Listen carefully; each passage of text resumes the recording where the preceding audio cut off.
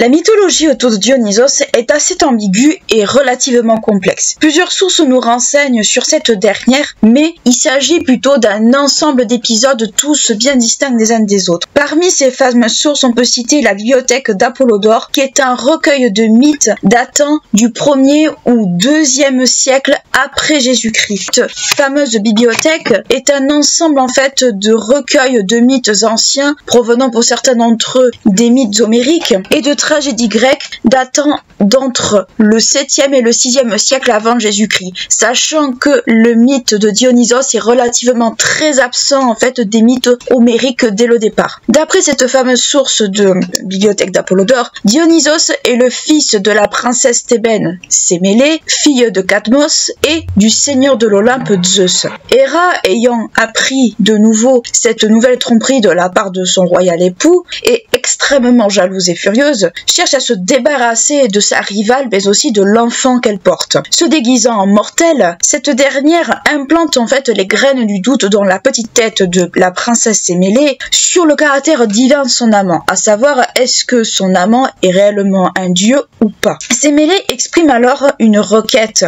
auprès de Zeus, auprès de son amant, pour avoir le cœur net par rapport à cela. Et cette dernière lui fait prêter serment. La demande est la suivante, à savoir que cette dernière souhaiterait que Zeus se montre sous sa forme divine. Celui-ci, n'étant pas très ravi de cette demande parce qu'il connaît les conséquences de cela, ne peut refuser en fait ce souhait qu'elle lui exprime et du coup, malheureusement, il va honorer sa requête et la jeune femme est alors foudroyée justement parce qu'elle aura vu Zeus sous sa forme divine. La princesse étant décédée car elle meurt foudroyée, Zeus parvint à récupérer de justesse le fœtus qu'elle porte et il se le greffe au niveau de la cuisse afin que l'enfant finisse sa gestation. D'où l'expression en fait être né de la cuisse de Jupiter. Alors là c'est Jupiter mais Zeus Jupiter c'est la même chose, c'est juste que Jupiter c'est chez les Romains et Zeus c'est chez les Grecs, mais partez du principe que c'est la même expression. Rappelez-vous que c'est Dionysos qui est né de la cuisse de Jupiter. La naissance de Dionysos peut être mise en relation quelque part d'une certaine manière avec la naissance d'Athéna. Rappelez-vous, Athéna est née en fait de la tête de Zeus. Zeus ayant un très fort mal de crâne après avoir avalé la mère d'Athéna, demande à Héphaïstos de lui donner un grand coup de burin sur la tête pour que son mal de tête s'en aille et Athéna naît littéralement de la tête de Zeus, mais avec une petite particularité, c'est qu'Athéna apparaît à l'âge adulte et paraît de tout ce qu'on lui connaît, de tout l'équipement militaire, alors que Dionysos quand il est né, c'est un bébé, c'est un enfant. Donc on peut quelque part faire une petite distinction là-dedans, mais c'est une distinction relativement minime. Par ailleurs, dans les sources, Dionysos est surnommé Diokonos, c'est-à-dire le deux fois né, puisqu'il est né d'une certaine manière par Sémélé, donc quand Sémélé meurt, quelque part Dionysos va naître d'une certaine manière. Quand Zeus va le récupérer et va le laisser finir de grandir, il va à nouveau naître. On pourrait voir ça comme une espèce de double naissance. C'est ce qui fait que Dionysos va être rattaché à la notion de naissance et de renaissance, de naissance et de mort. On va le rattacher quelque part un peu justement à cela. Après la naissance de Dionysos, il existe deux versions en fait du mythe, ou du moins les deux versions sont relativement connues mais elles ont un sens très différent. La première justement version autour de la naissance de Dionysos est que Zeus confie l'enfant à Hermès afin que celui-ci puisse le mettre en sécurité et loin de la portée de Héra. Et la deuxième version fait que Héra, ayant réussi à mettre la main sur l'enfant, tout simplement elle va décider de le donner aux titans et ces derniers vont tout simplement tuer l'enfant et le faire cuire. Alors on trouve soit bouillir soit rôtir, peu importe, c'est la même chose, et ce dernier finit par être dévoré par les titans, ou du moins d'être en partie dévoré. Toutefois, il parvient quand même à renaître une dernière fois, mais cette version du mythe, il faut bien la comprendre dans une autre manière. Cette version en fait du mythe fait référence en fait à l'anthropophagie, donc les titans représentent ce qui était avant l'ordre établi par les dieux, avant la civilisation, et la consommation de Dionysos, justement, dans cette version, fait que Dionysos est quelque part associé justement à cette notion d'anthropophagie de façon assez involontaire. Du mythe existent, sont connus, mais elles ont une portée différente. Par ailleurs, si on regarde bien encore une fois le côté du mythe avec les titans, c'est que Dionysos est cuit en fait, ou du moins bouilli dans un chaudron, et chaudron plus le feu, nous avions déjà vu ça avec Déméter, quand celle-ci s'était fait passer pour une nourrice avait voulu justement par le biais du feu débarrasser l'enfant dont elle avait la charge qu'elle devait garder de sa mortalité pour le faire devenir immortel, on peut y voir un peu cette espèce de symbolisme aussi dans le fait que Dionysos renaît que par de mortel à immortel, justement par ce biais-là. On pourrait y voir cette interprétation, mais encore une fois, c'est une interprétation qu'il faut prendre avec beaucoup de pincettes. Donc, la symbolisme du l'anthropophagie, du chaudron et du feu a une symbole assez particulière dans le cadre de cette partie du mythe-là. Dans la version où Hermès, on va dire, prend en charge l'enfant d'une certaine manière, celui-ci est alors confié, je parle bien de Dionysos, bien entendu, dans la première version, celui-ci est confié aux nymphes afin que ce dernier puisse grandir tranquillement sans avoir Héra sur le dos et sa vengeance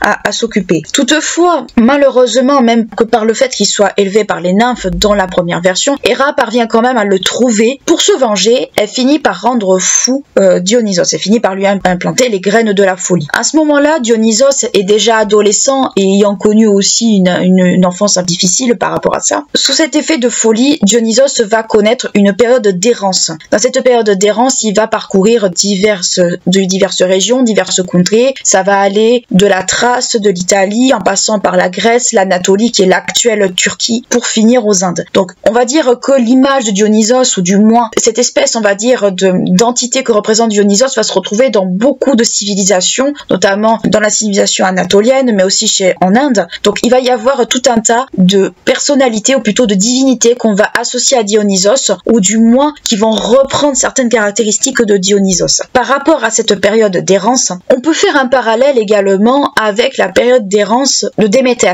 Donc, on peut voir que les divinités liées à la nature, puisque Dionysos est quand même relié à la nature, ont quand même en fait cette tendance à être enclins à des périodes d'errance, des périodes de voyage, dans le sens où ces divinités cherchent à enseigner peut-être quelque part l'agriculture, aident à enseigner également un certain nombre de choses. Donc on pourrait mettre les deux divinités en parallèle, et d'ailleurs ces deux divinités font l'objet de cultes à mystère, et des fois ce n'est pas pour rien qu'on les met souvent en compétition, ou qu'on les met on va dire ensemble, c'est que ces deux divinités ont des caractères assez similaires l'une avec l'autre. Partout où il passe en fait, il enseigne l'art de la vigne, la culture de la vigne et surtout la culture du vin, ainsi que son culte. Toutefois cela ne se fait pas sans difficulté, car Dionysos va rencontrer quelques désagréments, notamment dans l'enseignement de son culte. En effet, on peut citer plusieurs épisodes où cela ne se passe pas bien, notamment dans l'enseignement de son culte. Quand cela se passe pas bien, ça aboutit à un certain nombre de catastrophes, voire à un certain nombre de violences. Dionysos, on en a l'image un peu d'un dieu assez jovial, mais en réalité c'est un dieu qui a quand même une grosse part de férocité dans les mythes qui lui sont associés, et c'est aussi un dieu qui est très souvent associé à la folie, mais la folie au niveau de l'ivresse, au niveau on va dire de la fête et tout ce qui est autour, mais surtout au niveau de l'ivresse. On peut citer par exemple en Thrace, qui est l'un des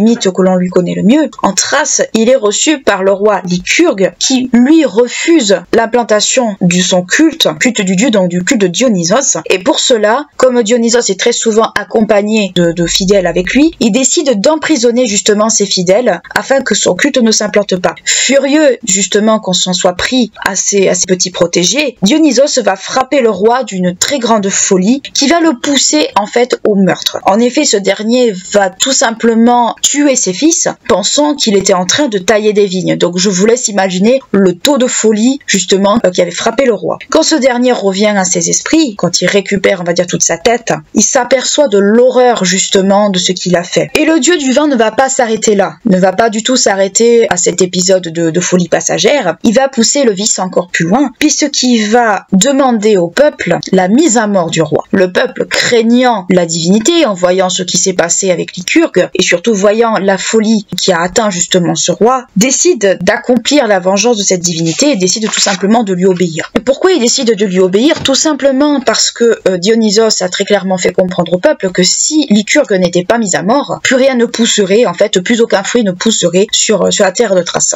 Donc, puisqu'il ne faut pas contrarier une divinité, et rappelez-vous que Déméter a plus ou moins fait la même chose, puisque Déméter n'a pas pu retrouver sa fille, plus rien n'avait poussé, plus aucune céréale, plus aucun fruit. Donc encore une fois, on peut mettre les deux divinités ensemble. Mais tout simplement, ce qui s'est passé, c'est que le peuple s'exécute par peur de la divinité et il condamne le roi à mort. Et ce dernier va terminer sa vie de façon quelque peu tragique, puisque ce dernier va finir dévoré par ses chevaux anthropophages. Donc cela montre déjà que Dionysos, quand on le contrarie ou quand on n'accède pas à ce qu'il demande, peut avoir un caractère violent. Un autre épisode qui montre encore un peu ce caractère violent, et cette fois-ci qui se passe en Grèce, et il y a un autre épisode qu'on verra juste après celui-là, qui est un peu moins violent, mais qui est forcément très peu connu surtout. Un autre épisode souligne ce caractère encore une fois violent et féroce de Dionysos, et cette fois-ci en Grèce. Cet épisode va se dérouler à Thèbes. Thèbes qui est la patrie de sa mère, Sémélé, sa mère pour qui il a réussi à obtenir une place au ciel afin de la diviniser. Il a réussi à obtenir des Olympiens que cette dernière soit au ciel afin qu'elle ait un caractère également divin. À Thèbes, il est reçu par son cousin Panthée. Et cet épisode nous est rapporté dans les Bacchantes d'Euripide, qui a été écrit au 7e siècle avant Jésus-Christ. Et dans ce texte, comme il est reçu par Panthée, il connaît les mêmes difficultés qu'il a rencontrées avec Lycurgue, à savoir que son cousin refuse l'implantation de son culte dans sa région. Le dieu le prend très mal, vous vous doutez bien, il est en colère,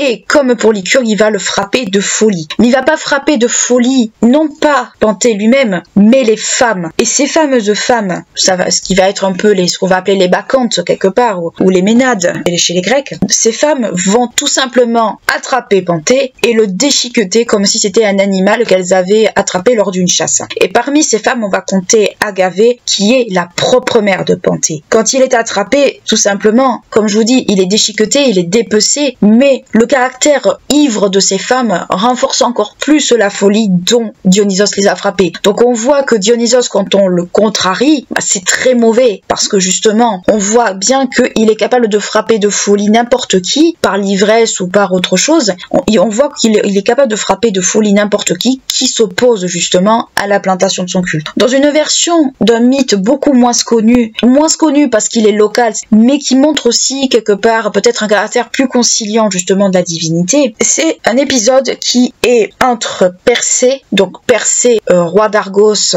héros fondateur de Mycène, et celui qui a triomphé de la Méduse, Persée que l'on connaît tous, et Dionysos. Cet épisode relate des faits qui se sont déroulés entre Persée et Dionysos à Argos. En effet, Dionysos veut implanter, on peut l'imaginer, son culte à Argos. Or, Persée n'en veut pas, il ne veut pas du culte de Dionysos à Argos, et un affrontement va se passer entre les deux. Alors dans certaines versions, on va voir que Persée réussit à noyer Dionysos, dans d'autres ce n'est pas le cas, mais un affrontement a lieu entre les deux. Et ces faits-là aboutissent, on va dire, de plusieurs manières. En fait, quand Persée affronte Dionysos, c'est quand celui-ci revient dans la région d'Argolide, donc quand il revient du repère de Méduse, qu'il a donné la tête à Polydectès, et qui veut se rendre à Argos pour voir son grand-père dont on connaît malheureusement la fin tragique. Quand Persée se rend à Argos, il se retrouve nez à nez avec Dionysos et ses fidèles. Et celui-ci doit repousser sur place l'invasion des Ménades, donc les Ménades, les Bacchantes si vous préférez, conduite par Dionysos. Donc on peut supposer que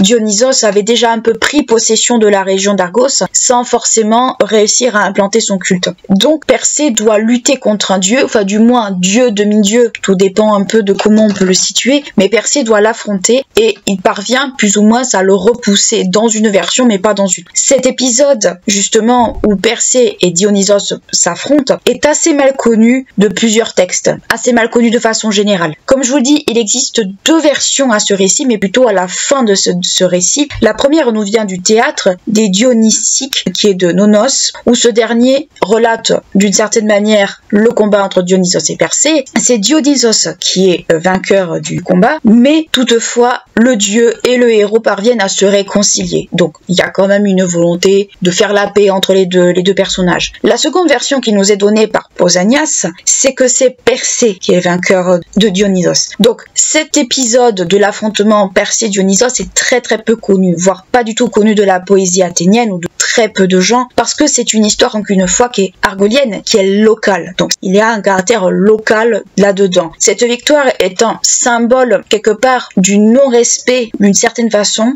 ou du moins du contraire du respect qui est dû notamment à une divinité, à savoir que personne ne peut affronter une divinité de cette manière-là. Et quelque part en fait cela se vérifie avec Lycurgue et avec Panthée. On ne peut pas en fait affronter une divinité comme ça sans être impuni. Avec Persée c'est un peu la même chose, sauf que dans une version pérégrination montre que les deux personnages ont un caractère beaucoup plus conciliant, arrivent à se réconcilier. Donc on peut dire que Dionysos est une divinité ambiguë, à la fois une divinité calme entre guillemets quand on accède à ce qu'il veut, et une divinité infernale parce qu'il est le dieu de l'ivresse, parce qu'il peut envoyer de la folie quand celui-ci n'est pas content. Donc on voit un peu un caractère très ambigu justement dans le caractère de Dionysos, et peut-être aussi une part de férocité qui est peu connue et qui est pourtant très présente. Dans un épisode un peu cocasse ou plus ou moins connu également, pour une part de légèreté, c'est que Dionysos adolescent justement est enlevé par des pirates au large de l'Italie, et que ces derniers veulent réclamer une rançon parce qu'ils ne savent pas qu'il est un dieu, ils ne le connaissent pas, ils ne savent pas qui il est. Toutefois, même si l'ensemble de l'équipage se moque du jeune garçon, le timonier quand même est un petit peu suspicieux, il se méfie de ce jeune homme qu'ils ont capturé, et cela se révèle quand même vrai dans sa méfiance, puisque le dieu parvient à faire pousser de la vigne, donc il utilise le mât du bateau pour justement le tronc de la vigne, et justement cette vigne parvient à prospérer. L'équipage du bateau se retrouve un peu bête parce qu'ils se demandent d'où ça vient, ils sont terrorisés même, ils sont terrorisés parce que c'est un phénomène qu'on ne voit pas, et ils sont encore plus terrorisés quand ils comprennent qu'ils ont capturé un dieu en fait, et qu'ils demandent la rançon d'un dieu. Donc là ils sont totalement terrorisés, ils sont complètement bêtes, et d'autant plus terrorisés que Dionysos a pris les traits d'un lion qui peut les attaquer, et l'équipage sous l'effet de la peur justement entre la pousse de la vigne et l'apparition de Dionysos sous les traits d'un lion, mais tout simplement décide de se jeter à la mer pour éviter la colère divine justement de ce dernier. Pour ne pas les laisser se noyer, ou peut-être pour les punir, peut-être un peu des deux, le dieu décide de les transformer en dauphins, tout simplement. Et au cours de cette pérégrination, parce que Dionysos a beaucoup pérégriné, nous l'avons vu, il rencontre une jeune femme. Il faut un peu de romantisme. Il rencontre une jeune femme, et cette jeune femme, c'est Ariane. Oui, Ariane du mythe de Thésée, ne vous trompez pas. Et à ce moment-là, Ariane était encore mortelle. Elle parviendra à être une divinité végétale bien plus tard. Il rencontre Ariane à Naxos. Ariane, qui est celle qui a aidé le héros athénien Thésée dans sa quête contre le Minotaure, est abandonnée par ce dernier et elle est inconsolable. Dionysos voit cette jeune femme, il en tombe amoureux et décide de l'épouser. On voit le caractère un peu romantique de ce dernier. Il faut un peu de romantisme, ça fait du bien. En Anatolie, donc l'actuelle Turquie, Dionysos rencontre, entre guillemets, si on peut dire ça comme ça, la déesse mère locale qui est Cybèle. Et Cybèle va être considérée un peu comme un équivalent de Dionysos, ou du moins, elle va partager des points communs avec Dionysos. Et ces deux vont être considérés un peu comme des âmes sœurs. On voit quand même, encore une fois, et ça se voit, on voit quand même que des divinités étrangères partagent justement des points communs avec Dionysos, mais aussi avec d'autres divinités végétales. En ce qui concerne l'Inde, ou du moins l'Asie, pas forcément l'Inde en particulier, on raconte que Dionysos aurait conquéri l'Asie sur un char attelé de panthères, pour donner peut-être aussi un caractère un peu exotique. Donc qu'est-ce qu'il faut retenir de tout ce que je viens de vous raconter? Les mythes de Dionysos sont des mythes qui soulignent le caractère ambigu et le caractère très complexe de la divinité. À la fois divinité bienveillante d'une certaine manière, puisqu'il enseigne l'agriculture, il enseigne surtout la culture de la vigne, comment faire le vin. Donc il a un aspect, on va dire presque de professeur, un aspect qui est bienveillant dans le sens où il veut contribuer à nourrir les hommes et à ce que les hommes puissent produire en fait à partir du raisin le vin et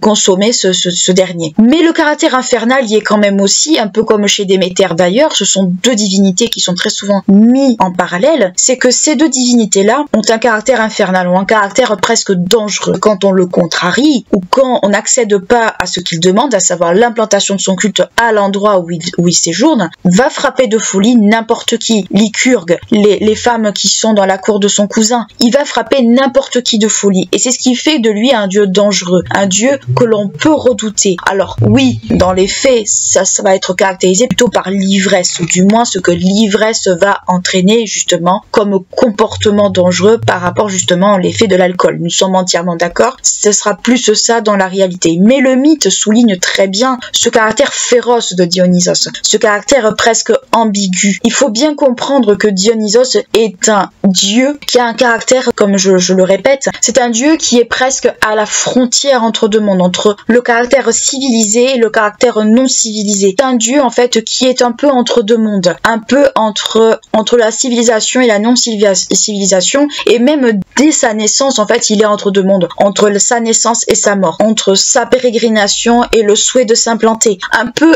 à la même manière d'une certaine façon d'un Osiris égyptien et ils sont très souvent mis en parallèle tous les deux. On le verra un peu plus tard. Ils sont tous les deux mis un peu en avant volontairement. Donc Dionysos a vraiment un caractère très ambigu. Je le dis, je le répète parce que ça va se retrouver tout au long de cet épisode. Mais aussi on va attribuer à Dionysos un caractère plutôt de dieu étranger, un caractère plutôt moins grec qu'on voudrait nous le faire croire.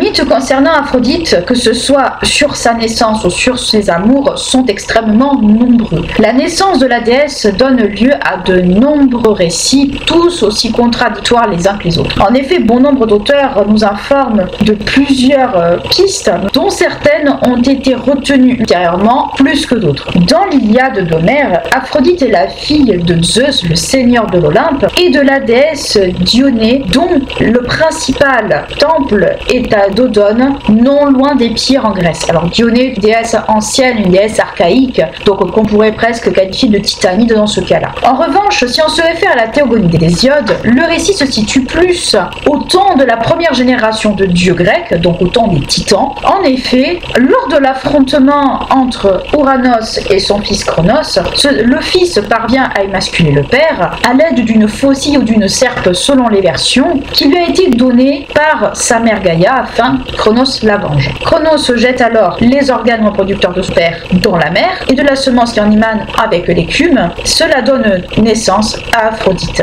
Le nom même d'Aphrodite vient du mot aphros en grec qui signifie écume. Donc on peut tout aussi bien se dire que cette version-là est celle peut-être qui se rapproche le plus de la naissance de la déesse, du moins de ce qui pourrait être le plus privilégié quant à son origine mythologique. Plus tard, cette dernière se laisse porter vers Cythère, puis ensuite elle va à Chypre. Plus tard, Eros la rejoint afin qu'ensemble ils attissent l'amour tant chez les humains que chez les dieux, mais de façon générale ce sera plutôt aussi du côté également de la nature. Pour rejoindre Cythère, cette dernière dispose d'un coquillage avec lequel elle peut se déplacer, donc elle passe un temps à Cythère et puis ensuite elle se dirige vers Chypre, où Chypre est ensuite le noyau central de son culte. Sur place, les saisons, qui sont aussi des petites divinités, fils de Thémis, se hâtent alors autour d'elle et s'occupent d'elle. Ils l'habillent, la part de bijoux, enfin, ils la mettent en valeur. Par la suite, ces deux versions sont énormément reprises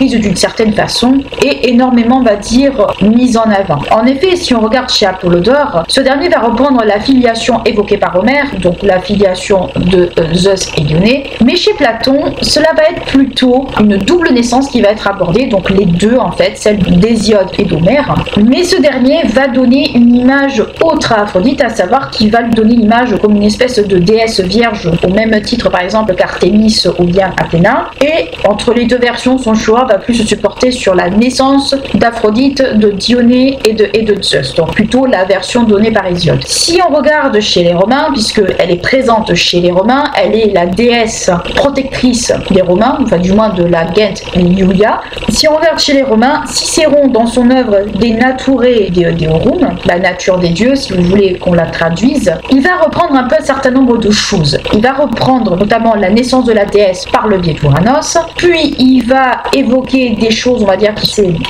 tout, à savoir qu'il va aussi reprendre la naissance de la déesse par Zeus et Dionée. Il va faire de la déesse la mère d'Hermès, puis celle d'Eros. Il va mettre en avant également son mariage avec Héphaïstos, son aventure avec Arès, les origines orientales attribuées à Aphrodite, qu'on verra un tout petit peu plus tard, et son aventure avec Adonis. Donc, qu'est-ce qu'a fait Cicéron? Il a tout pris, il a tout condensé, il a fait un résumé. C'est une version, on va dire, qui se tient, mais qui est assez compliquée à dénouer, je trouve, tant c'est, on va dire, condensé, même si c'est juste dans son ensemble, ça reste quand même assez compliqué à dénouer, si on prend pas morceau par morceau. Une version moins connue existe quant à la naissance d'Aphrodite. En effet, chez Élien, Aphrodite est née dans un coquillage, donc une déesse marine dans ce cas-ci, et elle vit en compagnie de Néris, le fils de Nérée, donc divinité marine encore une fois, mais cette dernière veut rejoindre la terre ferme, elle veut monter à la surface, mais Néris ne veut pas la suivre parce qu'il est très bien où il n'a pas envie, et cette dernière, pour ne pas le laisser derrière elle, va le transformer en coquillage et elle va le transporter partout. Donc, qu'est-ce qu'on peut en conclure de ces mythes de naissance d'Aphrodite? C'est que c'est une divinité qui est un peu entre terre et mer, c'est-à-dire qu'elle est née dans la mer d'une certaine façon et qu'ensuite elle va vivre sur Terre avec les humains. Donc c'est un peu une divinité un peu dans un entre-deux, comme il y en a beaucoup dans la mythologie grecque, mais globalement ça fait partie de ces divinités qui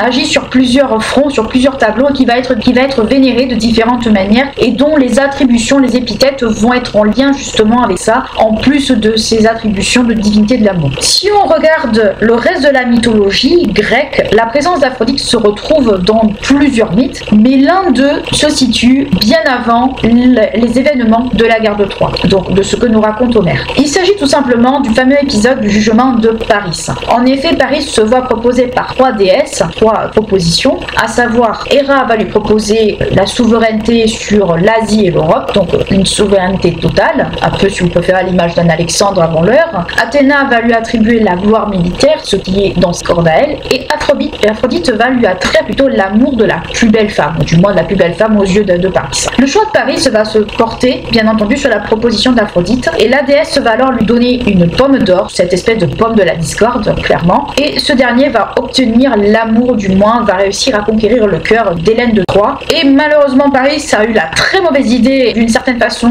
pour obtenir les faveurs d'Hélène, pouvoir vivre avec elle. Il a tout simplement eu la très mauvaise idée de se dire, pour avoir la femme que j'aime, tout simplement je vais aller l'enlever à son affreux mari, qui était Ménélas. Donc tout simplement, ce qui s'est passé, c'est que le choix de Paris a tout simplement précipité les événements de la guerre de Troie, la guerre entre les Grecs et les Troyens, et quelque part on peut dire que cette pomme de la discorde, puisque c'est comme ça que plus ou moins on va qualifier cette fameuse pomme, ce fameux choix de Paris va précipiter cette guerre qui nous est racontée dans l'Iliade d'Homère. Le mythe du jugement de Paris n'est pas le seul mythe dans lequel la déesse intervient, notamment au niveau de la vie amoureuse des personnages, ou du moins des héros de la mythologie. En effet, on peut signaler la déesse dans un des mythes que moi personnellement j'affectionne énormément, c'est-à-dire le mythe de Pygmalion et de Galatée. En effet, Pygmalion est un sculpteur de génie, mais il décide de rester célibataire parce que beaucoup de femmes s'adonnent à la prostitution et cela le dégoûte prodigieusement. De ce fait, il se consacre à son art, il se consacre à la sculpture et il vit parmi ses sculptures. Parmi elles, il y en a une sur laquelle il travaille le plus, c'est une statue de femme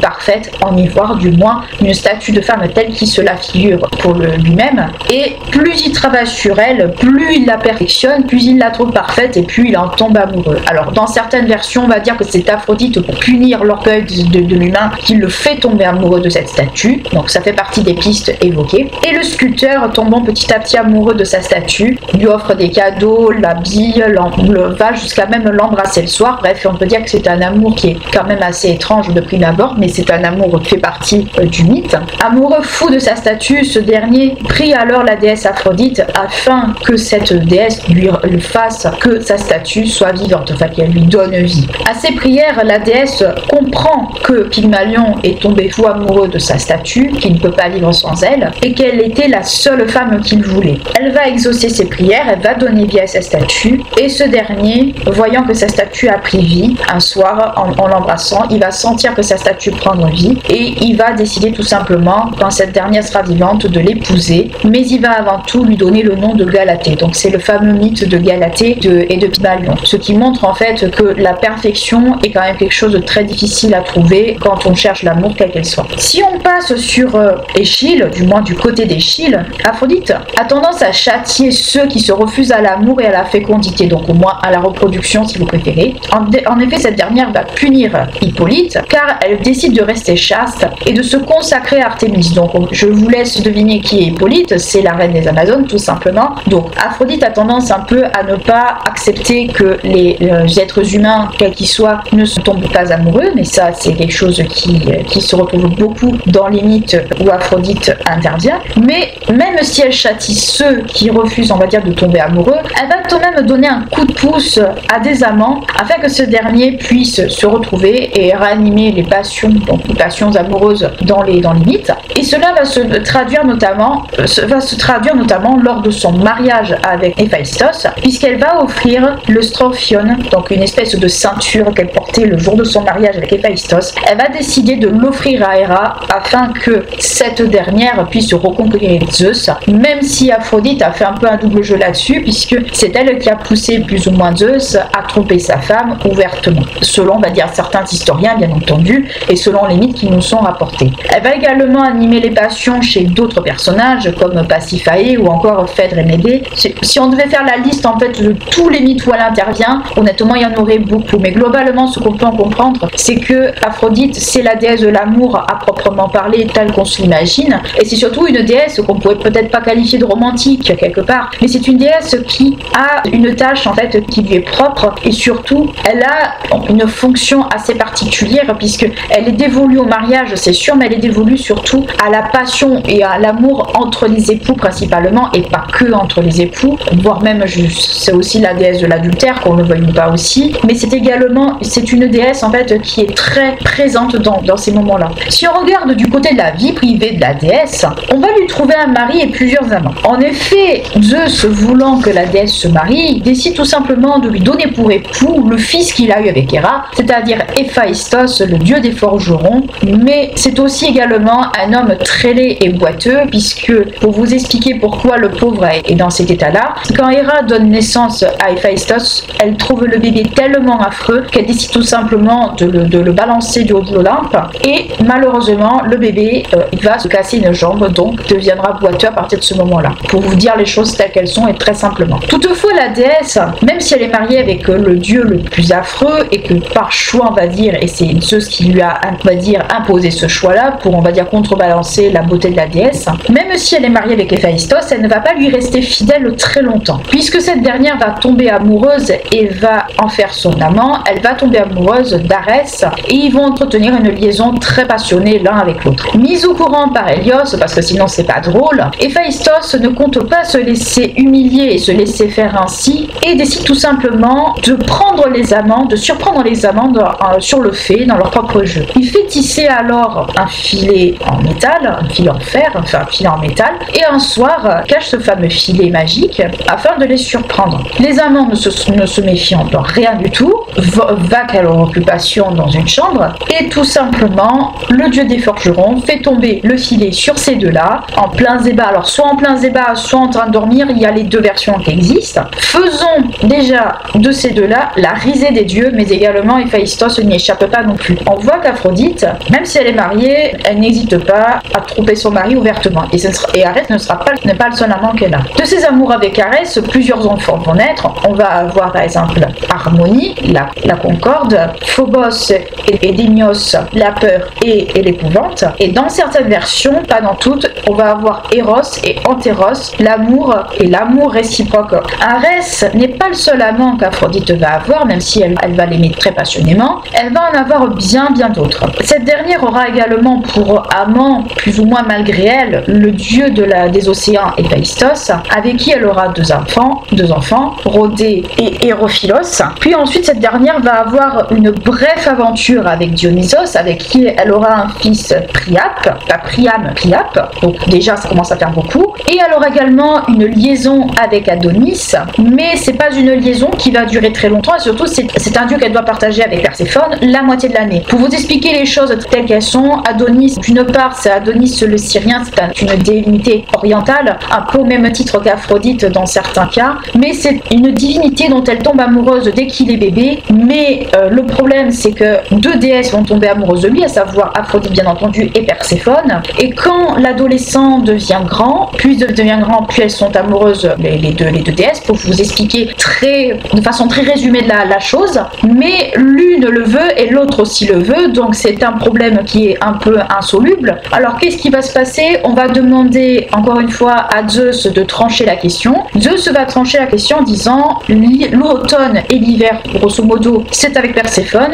et le printemps et l'été, c'est avec Aphrodite, comme ça tout le monde est content. Donc pour vous expliquer la chose très clairement comment ça se passe comme ça dans le mythe d'Adonis. Mais Adonis, le problème qui se pose, c'est qu'il ne va pas vivre très longtemps, malheureusement, il fait partie de ces divinités qui n'auront pas le temps, on va dire, d'avoir une reproduction quelconque. Alors selon certains historiens, vous allez consulter, ils vont avoir des enfants ensemble et d'autres pas, mais la plupart du temps, beaucoup d'historiens soulignent qu'il n'y a pas eu d'enfants ensemble, puisqu'Adonis est la divinité rattachée à la nature, mais la nature qui n'a pas eu le temps de se reproduire. Donc il est rattaché à ça. Puisque, pourquoi ça ne va pas durer longtemps? En fait, Adonis, lors d'une partie de chasse, finira par mourir, éventré par un sanglier. Alors soit c'est un sanglier énervé par Arès parce qu'il est jaloux, soit parce que c'est Artémis qui n'a pas appris essayer de voir Adonis chasser sur ses terres, qui va lancer le sanglier sur lui. Il y a les deux versions qui existent, mais globalement c'est la version Artémis qui est retenue la plupart du temps. On connaît également des amants mortels, humains si vous préférez, à Aphrodite.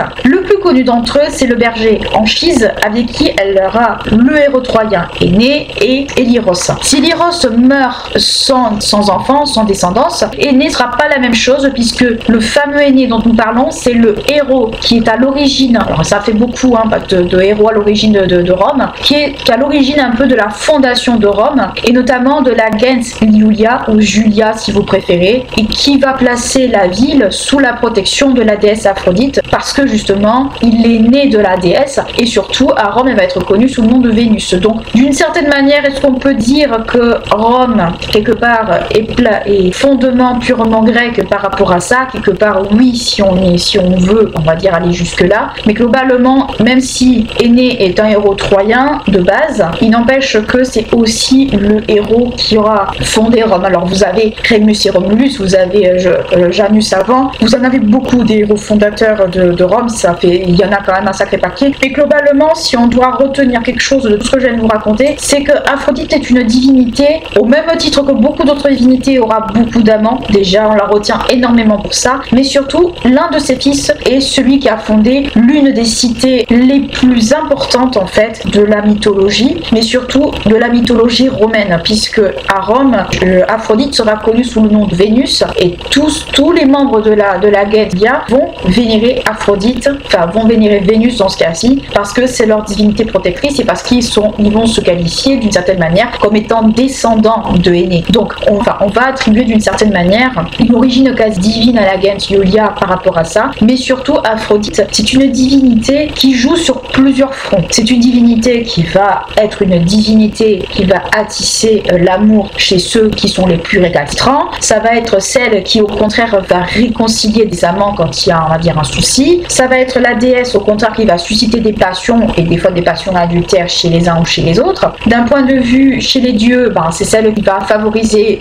les tromperies de Zeus au détriment de cette pauvre Héra. Donc Aphrodite quelque part c'est celle qui va attisser les passions d'une certaine manière dans les textes des héros et des dieux, des humains également, puisqu'elle va aussi avoir des amants qui sont humains. Mais de façon générale, si on regarde dans la pratique, ça va être celle qui sera au dernier cheminement du parcours, on va dire, de la jeune fille, puisque la jeune fille, elle passe d'une certaine manière de l'enfance à l'âge adulte par le biais de son mariage. Après, il y a tout ce qui est autour de l'enfance avec différentes divinités, avec Artémis, avec Hestia, globalement, mais celle qui est propre au mariage, ça sera toujours Héra, et celle qui sera propre toujours à l'entente physique d'une certaine manière des époux, ce sera toujours Aphrodite, et Aphrodite sera mise en avant dans ce cadre-là, dans le cadre de la vie des femmes grecques, qu'on soit bien d'accord, si on doit faire un cheminement entre tout ça. Donc Aphrodite, c'est une divinité qui est à la fois très complexe, qui intervient dans un domaine qui est très complexe aussi, qui est propre à la nature humaine aussi, mais c'est surtout une divinité qui va caractériser tout ce qu'il y a autour de la passion, tout ce qu'il y a autour en fait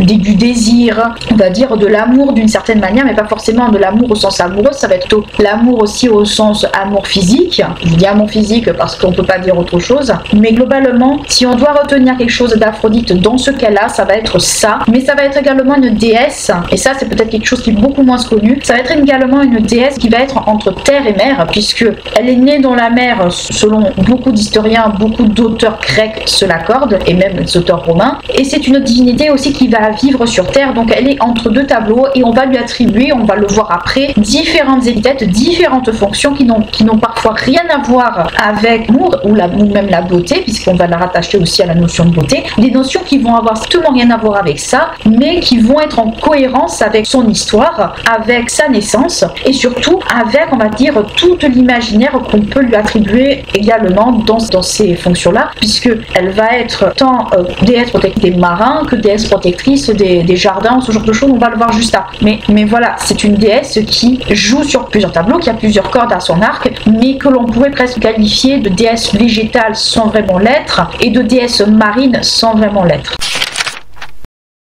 Pour un bon nombre d'historiens, tous s'accordent sur le fait que la déesse Aphrodite est une déesse à la fois terrestre, par ses fonctions de déesse de l'amour, mais pas que, et là où elle vit, mais également une déesse marine par sa naissance. Ces différentes caractéristiques donnent plusieurs noms à la déesse, donc plusieurs épithètes. Nous avons déjà vu cette notion d'épithète. On va en voir quelques-unes, mais on va pas toutes les voir parce qu'il y en a beaucoup, il y en a énormément. On va par exemple appeler Aphrodite Urania quand elle est liée à l'amour céleste, donc Urania, Uranos si vous préférez. Pandemos quand il s'agit de l'amour des humains, ou encore Potia, Limenia, Noarchis quand elle est, on va dire, associée aux marins. Donc c'est ce que je vous ai expliqué au préalable un tout petit peu avant, c'est qu'on va l'associer à l'amour. Bon, l'amour céleste, ça reste dans l'amour que vous voulez ou pas. Là, je vous cite des épithètes de la déesse Aphrodite au sens marin terme, puisque par sa naissance, elle est aussi considérée comme une déesse marine, protectrice également des marins. Donc on voit que c'est une déesse qui est sur plusieurs tableaux et qui est une déesse à la fois aussi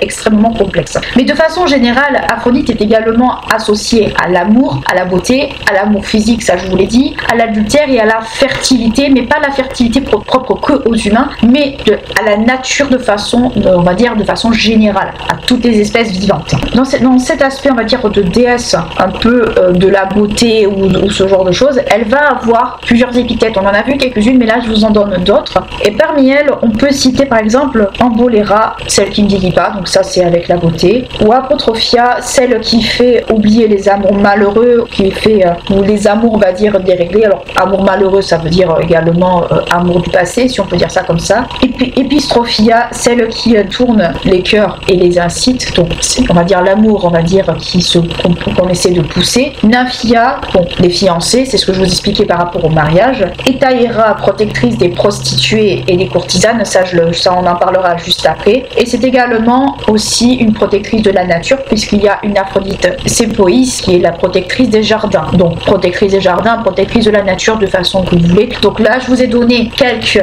épithètes de la déesse, il y en a beaucoup d'autres, il y en a énormément, mais globalement si on devait faire un ratio des épithètes qu'on peut trouver, il y a la beauté, bon, avec notamment la déesse, et le physique. Il y a beaucoup avec l'amour, tout ce qui est autour du cœur, de la passion, on va dire même des chagrins d'amour, ce genre de choses, tout ce qui est propre, on va dire, aux êtres vivants. Il y a également des épithètes en lien avec le monde marin, puisque voilà, protectrice également des marins, mais également des jardins. Alors des jardins, mais de la nature, on va dire de façon un peu générale, puisque oui, on retrouve des épithètes d'Aphrodite au niveau des jardins, mais on pourrait étendre ça au niveau de la fertilité de façon générale, puisque oui, c'est la fertilité des humains, mais c'est aussi la fertilité de la nature. Donc quelque part, elle est liée à la nature d'une certaine manière, mais de façon peut-être plus mineure que pour les autres. Concernant la représentation de la déesse, les textes nous fournissent quelques pistes, mais globalement, ils nous disent pas forcément grand-chose. On décrit la déesse dans les textes comme étant une femme d'une très grande beauté, une peau blanche, blonde, avec des yeux éclatants, donc des yeux vifs d'une certaine manière, et un corps avec de belles formes. On peut s'imaginer, si on devait se la représenter, on pourrait se la représenter comme une femme, comme les statues grecques du XVIe siècle, enfin du XVIe, XVIIe, ou on va dire la naissance de Vénus de Botticelli par exemple. En tout cas, ce serait ce qu'on pourrait retenir le plus. Dans l'Iliade, Homère raconte un peu plus de choses concernant Aphrodite, notamment son mariage avec Héphaïstos, ce mariage qui sera un mariage malheureux surtout, notamment le fait que le dieu des forgerons a confectionné énormément de bijoux pour sa nouvelle femme, et le stophium, donc cette fameuse ceinture, mais également une espèce on pourrait qualifier de soutien-gorge d'une certaine manière, qui va être connu sous le nom de Kestos Imas, donc une espèce de soutien-gorge. On peut imaginer que c'est une espèce de petit bustier d'une certaine manière, on peut se l'imaginer comme ça. Il n'y a pas forcément beaucoup de détails là-dessus, mais à part ça, il n'y a pas forcément beaucoup on va dire, de détails sur la déesse. On ne sait pas trop quel genre de représentation elle pourrait avoir. On sait globalement qu'il donne une petite idée de ce à quoi elle pouvait ressembler, et ça laisse un peu court à l'imagination aussi. Comme beaucoup de divinités, la déesse Aphrodite a quelques attributs, et ces attributs, et c'est là peut-être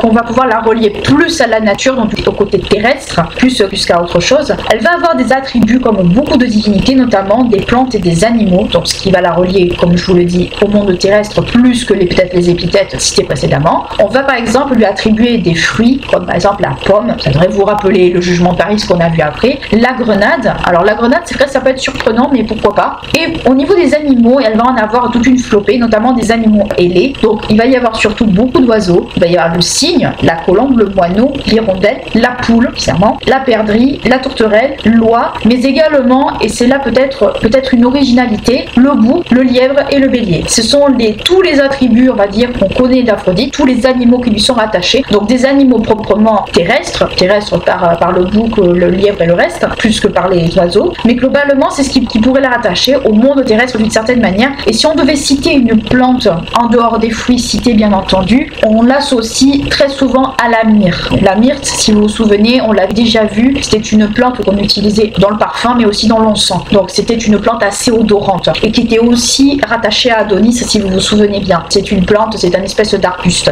Donc globalement, qu'est-ce qu'on sait d'Aphrodite? C'est que déjà elle a énormément d'épithètes qui la relient tant à l'amour, tant à la beauté et tout ce qui a trait, on va dire, à ce genre de choses. Au point de vue terrestre également et de point de vue marin. Marin, elle va être protectrice des marins, protectrice des marins de façon générale, donc à l'eau, à la mer, là d'où elle est censée venir de base. Le côté terrestre va plus être au niveau des animaux et des plantes qui vont lui être rattachées, donc quelque part on en fait une déesse végétale d'une certaine façon, même si c'est pas sa fonction première, mais c'est une des fonctions de la déesse, et on va lui rattacher énormément d'épithètes autour de l'amour, autour, on va dire, de tout ce qui est attrait au désir physique, surtout aux passions, ce genre de choses. Donc qu'est-ce qu'il faut retenir d'Aphrodite globalement dans cette partie-là? C'est que les épithètes qui lui sont attribuées sont des épithètes qui concernent globalement l'amour, la mer et en dernier lieu la vie terrestre d'une certaine façon, les jardins d'une certaine manière. Alors oui, je n'ai pas mis toutes les épithètes parce qu'il y en a beaucoup et le but n'est pas de vous faire une liste exhaustive. Si je vous encourage à aller voir les épithètes si cela vous intéresse, il y en a énormément, il y en a même beaucoup, donc le but n'était pas de vous faire une liste complète, mais globalement ça englobe de façon générale toutes les épithètes, tous les attributs qu'on associe à Aphrodite. Ces attributs à elle, les attributs qu'elle a sont des attributs liés au monde végétal, notamment avec la pomme, la grenade et la myrte. Alors la myrte, c'est pas forcément une plante qui lui est propre, on la retrouve également chez Adonis, donc ça pourrait aussi la rattacher à Adonis d'une certaine façon, puisque c'est une plante qui servait pour l'encens mais qui était aussi utilisée pour la parfumerie, je le dis, mais également tout ce qui est pour ces animaux, puisque ce sont des animaux terrestres, ce ne sont pas des animaux marins, donc énormément d'animaux aussi en lien avec la nature, on va dire, terrestre. Donc on voit très bien que Aphrodite, on pourrait la mettre sur plusieurs tableaux, encore une fois sur plusieurs plans, mais c'est une déesse qui reste relativement complexe, tant ces plans parfois se mélangent entre eux ou des fois sont difficilement distinguables, mais globalement, qu'est-ce qu'il faut en retenir? C'est que c'est une déesse qu'on pourrait dire presque de terre-mère d'une certaine façon, qui a un panel de fonctions qui fait qu'elle est extrêmement polyvalente comme beaucoup de divinités grecques justement à cette époque-là. Troisième fils du couple de titans Chronos et Gaïa, Hadès est, comme tous ses frères et sœurs, avalé à sa naissance. Quand Zeus parvient à tous les libérer, ce dernier l'aide à combattre leur père et ses alliés au moment de la titanomachie et à le renverser, autrement dit, à prendre sa place. Au moment de la division du monde, Hadès obtient le monde souterrain, tandis que Zeus gouverne le ciel ou les cieux, peu importe, et que Poséidon tient les mers. Dans le monde souterrain, Hadès dirige les lieux selon ses règles et selon ses envies. En effet, le monde souterrain du dieu est considéré comme le royaume des morts, même s'il n'incarne pas la mort lui-même, puisque cette dernière est incarnée par l'entité divine Thanatos. Quand on décrit le caractère d'Hadès, surtout dans les sources ou dans les textes, celui-ci est considéré comme étant un personnage sombre, très fier, terrible, implacable, mais toutefois très juste. Si le nom d'Hadès signifie l'invisible, les sources fournissent différents surnoms ou différentes épithètes selon comment on veut l'interpréter, rattachés justement à cette divinité. Aedoneus, celui qu'on ne voit pas, Eubouleus, le bon conseiller, Clyménos, le renommé, Pluton, ou Pluton, selon comment on va se situer, le riche ou celui qui enrichit, Polydecmon, celui qui reçoit beaucoup, Pylartès, aux portes solidement closes, donc référence certainement aux portes de l'enfer, enfin aux portes du monde souterrain, et Stygéros, l'horrible, Zeus, Plectonios, le Zeus des enfers, et Dispater, notamment chez les Romains, qui est le nom, on va dire, auquel on va l'assimiler le plus, ou du moins qui va lui être le plus rattaché, mais on sait très bien que chez les Romains, Humains, Hadès va s'appeler Pluton. Mais peu importe, c'est le nom d'Ispater, ça va être aussi attaché également à Hadès. Par la suite, le surnom Pluton est associé à l'agriculture, à la fertilité des sols, mais aussi à la semence. Et donc, le symbole qui va être associé justement à Hadès, dans ce cas-ci, ça va être la corne d'abondance. Donc, cela le rapproche d'une certaine façon aux divinités végétales rattachées à l'agriculture, comme peut l'être par exemple son épouse Perséphone, le plaçant ainsi un peu dans une double perspective de vie et de mort, au sens où ce dernier va contribuer au renouveau, justement au renouvellement des saisons et au renouvellement des récoltes, etc., etc. Donc, on peut voir un peu dans Hadès quelque part une espèce de divinité végétale, mais c'est à prendre avec beaucoup de prudence justement par rapport à cela, parce que c'est pas sa caractéristique première. Mais on peut supposer justement que cette notion de richesse peut lui être associée, mais notamment par rapport à l'agriculture, par rapport justement à la corne d'abondance qui est censée donner, nourrir à l'infini quasiment tous ceux qui la possèdent. Donc il faut faire très attention par rapport justement à cette image du Hadès rattaché à l'agriculture, rattaché au monde végétal. Si dans le cadre végétal, comme nous venons de l'expliquer, Hadès a pour attribut la corne d'abondance, de façon générale, c'est pas forcément l'attribut qu'on va lui connaître le plus. L'attribut qu'on va lui connaître le plus, c'est ce fameux casque d'invisibilité ou cuné qu'on a déjà vu justement quand on a abordé Persée, rappelez-vous, ce fameux casque d'invisibilité qui lui a permis de rentrer dans le repère des Gorgones sans être vu. Le cadeau, donc ce fameux casque, lui a été fait par les Cyclopes, donc par des créatures qui sont à la fois des créatures que l'on craint, des créatures que l'on juge selon les sources assez barbares, assez primaires, parce que ce sont aussi des fils de Gaïa, mais pour qui on a une certaine admiration, comme on l'a vu pour Persée, parce que ces derniers auraient contribué à la fondation de certaines villes, notamment certaines cités importantes dans la région d'Argolith. Donc, encore une fois, on attribue justement au Cyclope un savoir-faire justement qui leur est propre, qui n'est pas toujours mis en avant malheureusement. Par rapport justement à ce fameux casque, ce dernier est prêté à un certain nombre de divinités, mais aussi à un certain nombre de mortels. Chez les divinités, ça va d'abord être Hermès qui va en bénéficier dans son combat contre les géants, puis ça va être Athéna au moment de la guerre de Troie, afin de ne pas être repéré par Arès. Donc on voit que les divinités vont aussi un peu se l'approprier, et chez les humains, nous venons de le voir, ça va être Persée au moment de sa quête de la tête de Méduse. À côté de ce casque d'invisibilité, on peut citer d'autres attributs moins connus, moins mis en avant, mais qui lui sont associés quand même. On peut trouver par exemple le bident. Alors le bident, c'est une fourche à deux dents. Vous prenez le trident, vous en enlevez une dedans, ça vous fait justement ce fameux sceptre. Ou encore les chevaux bleu nuit qui tirent le char justement de cette divinité. Qu'on va mettre au nombre de 2 ou de 4 selon les versions chez qui on va regarder, mais toujours est-il que ça fait partie des attributs qu'on donne à Hadès. Alors les chevaux c'est peut-être plus un animal un peu fétiche, mais toujours est-il que ça fait partie des attributs qu'on attribue à Hadès, même si on n'y pense pas de prime abord et forcément de suite. Et un autre attribut ou un autre, on va dire, symbole qu'on va lui donner, c'est la possession de troupeaux gardés par Ménéothès sur l'île de Irithie. Donc ce fameux troupeau, on peut se poser des questions. Ça peut être des troupeaux d'animaux à sacrifier en l'honneur de Hadès pour des célébrations, ce genre de choses, et qui par contre sont des animaux élevés exprès par rapport à ça, et qui sont des animaux associés justement au culte d'Hadès. On va dire dans la société grecque, il est fort probable que ces troupeaux qu'on attribue justement à Hadès sont des troupeaux en fait qui ont été faits pour le culte d'Hadès. Et en général, ce sont des troupeaux, ce sont des animaux qui sont très souvent de couleur noire et qu'on va attribuer justement aux dieux. Donc cette image de troupeau peut être vue de cette manière-là et peut être associée justement par rapport à cela. Comme beaucoup de divinités, Hadès a également des plantes qui lui sont associées. On a vu pour Dionysos avec le lierre et tout ça. Hadès va avoir justement des plantes qui vont être associées. On va trouver la menthe. La menthe en fait a une signification particulière puisque ça va être rattaché à une soupirante de Hadès qui va justement être transformée en cette plante. Donc ça a une signification assez proche de la divinité. Le cyprès et le narcisse. Alors le narcisse, c'est vrai, ça peut être très surprenant, mais oui, ça peut être le cas. Et le cyprès, ça surprend pas trop parce que c'est ce qu'on trouve principalement dans les cimetières à l'heure actuelle. Donc on voit quand même que Hadès a un bon nombre, on va dire, de symboles qui lui sont associés et qui font que ça fait partie de ces dieux du panthéon grec justement où la panoplie est totalement complète avec des animaux attribués. Alors des animaux pas forcément définis, mais ce sont des animaux quand même qui sont voués à être sacrifiés en son honneur. Ça va être un signe particulier, ça va être des plantes, c'est tout un tas de choses. Donc on voit que Hadès quand même a ses propres symboles, mais ce sont des symboles encore une fois qui sont très peu connues et très peu mises en avant. Concernant les mythes, c'est la théogonie d'Hésiode qui nous renseigne le plus, mais également l'hymne à Déméter d'Homère, qui va encore nous renseigner encore plus sur le mythe le plus connu et qui est le plus rattaché à Hadès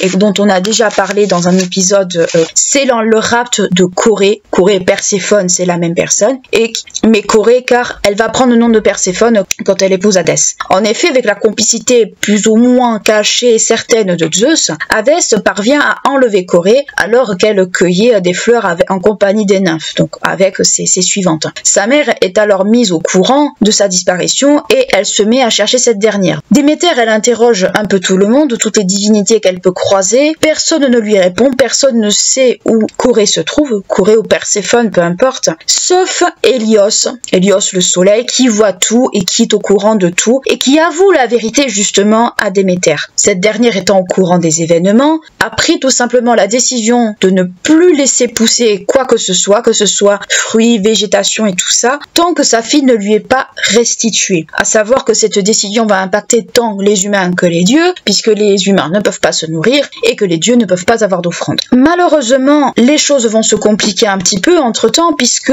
Perséphone ou Corée, peu importe, va consommer des aliments destinés aux morts. À savoir qu'elle va consommer un grain, alors ça va être soit un grain, soit un pépin de grenade, peu importe, et comme c'est une nourriture destinée aux morts, cette dernière ne peut plus remonter sur Terre, car tout simplement, elle est rattachée au monde souterrain. Voyant que la situation ne se débloque pas dans le monde des humains, Zeus décide d'intervenir. Il convoque les deux parties, sauf que les deux parties ne sont pas d'accord, donc il convoque Hadès et Déméter. Aucun des deux ne veut flancher, donc Zeus va trouver un compromis. Il va décider que pendant 6 mois, qui va correspondre à peu près à l'automne et à l'hiver, Perséphone va rester avec son époux, d'où le fait qu'elle va prendre le nom de Perséphone à ce moment-là, et les 6 autres mois, elle va les passer avec sa mère, qui va correspondre à l'été et au printemps. L'accord est conclu entre tous, et du coup, Perséphone fait la navette entre les deux mondes, et pour, on va dire, saluer la noce de son frère Hadès, Zeus va leur offrir la Sicile. Donc, quoi, chacun y trouve un peu son compte. Mais en dehors de ce mythe,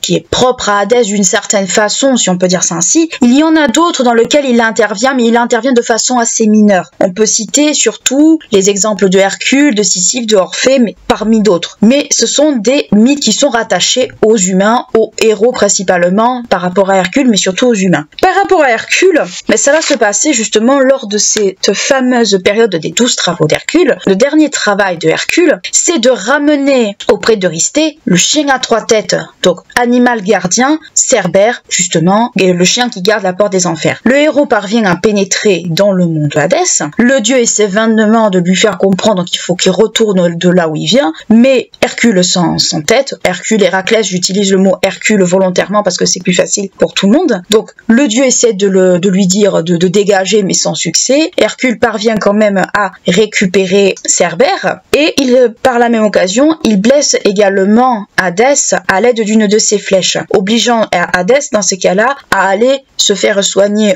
sur le mont Olympe, car c'est une blessure qui est quand même assez grave. En même temps qu'il est sur place, Hercule va faire un peu autre chose que de s'approprier juste cette fameuse créature. Il va décider de libérer Alceste. Alceste, c'est une épouse qui a accepté en fait de prendre la place de son époux dans le monde des enfers à la place de ce dernier, et il va en profiter également pour libérer Thésée, qui est le héros athénien et qui a eu un peu la mauvaise idée de vouloir enlever l'épouse d'Hadès, Perséphone. Donc il en profite pour libérer ces deux personnages qui sont plus ou moins connus, plus ou moins mis en avant, mais il va en profiter justement pour libérer ces deux-là. Donc on voit quand même que Hadès est quand même relié quelque part également aux mortels ou aux héros dans le cas d'Hercule. Et pour vous donner une idée également de à quoi ressemblait Cerbère, c'est, si vous êtes fan de Harry Potter, c'est le chien à 3 têtes touffu, le chien à Hagrid, c'est exactement la même chose. Par rapport aux mortels justement qu'on peut encore une fois relier à Hadès, on peut également inclure Orphée. Orphée, c'est un poète qui est relativement très connu et qui est tombé follement amoureux d'une nymphe,